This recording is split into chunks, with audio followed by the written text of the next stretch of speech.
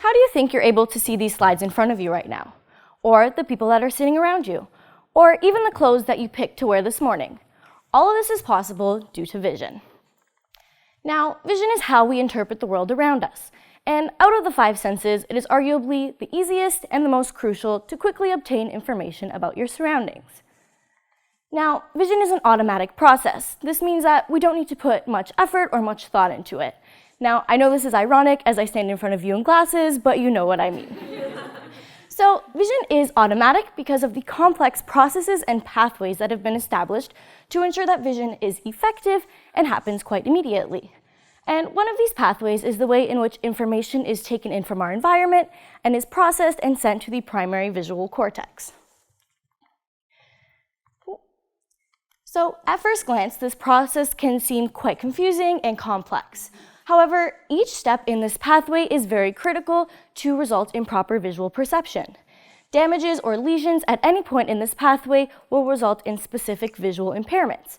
And this is why it's so important to work towards understanding this pathway, such that if these damages do occur, we know where the issue is so we can work towards a solution. Now, when things get tough, I like to think of them in terms of a story to ease my understanding. So now we are going to enter the Wild Wild West and get on the railway through the Retina. So in our town, we have 2 trains from the right side of town carrying some jewelry that needs to be transported to the jewelry store on the opposite side of town. And on the left side of town, we have trains that are carrying money that also need to be transported to the bank on, again, the opposite side of town. And since we're in the Wild Wild West, of course, we have to have a twist, so there's been some talk about a rogue cowboy who's trying to perform a train heist. So the trains decide to split up in order to throw him off. So both of the trains from the left side of town leave from the right tracks of each station, and both of the trains from the right side of town leave from the left tracks of each station. So the trains are now all mixed up to try to throw him off, and we see the entrance of our villain, Lester the Legion, and his sidekick who he's brought along to help him out. So Lester's plan is to cut the tracks leading out of left station so the trains would have to stop at this point and nothing will make it to the jewelry store. He will then go with his companion and they'll wait at the bank to steal the contents that are coming from right station. Now, if you see a flaw in his plan, that's a good thing, but we'll be getting to that point of the story soon. So the first part of his plan goes accordingly.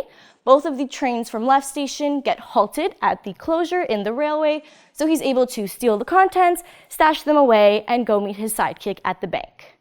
So as they're waiting, he's very confused why they only see one train approaching from right station. And he's even more confused when he later finds out that a train still did indeed make it to the jewelry store.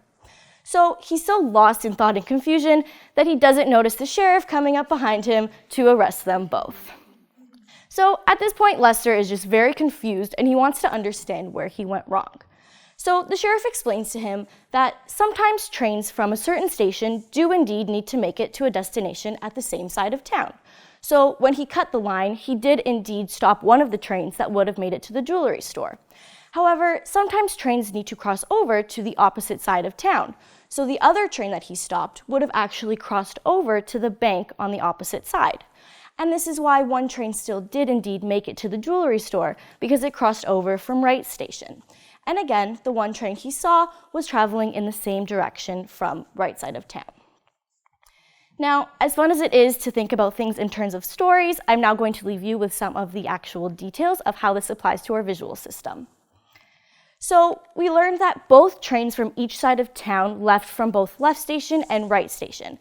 And this mimics how visual information from both the left and right visual field is processed by both of our eyes.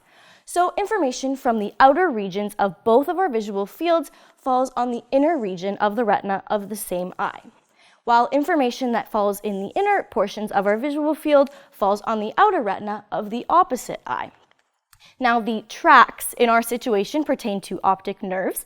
So the optic nerves from the outer regions of the retina travel straight back to the primary visual cortex of the same side of the brain, or the ipsilateral side, and the optic nerves from the inner regions of the retina cross over the optic chiasm to the opposite or contralateral side of the brain. So this is how we are able to perceive a scene in front of us like this and situate ourselves in our environment, knowing where things fall around us.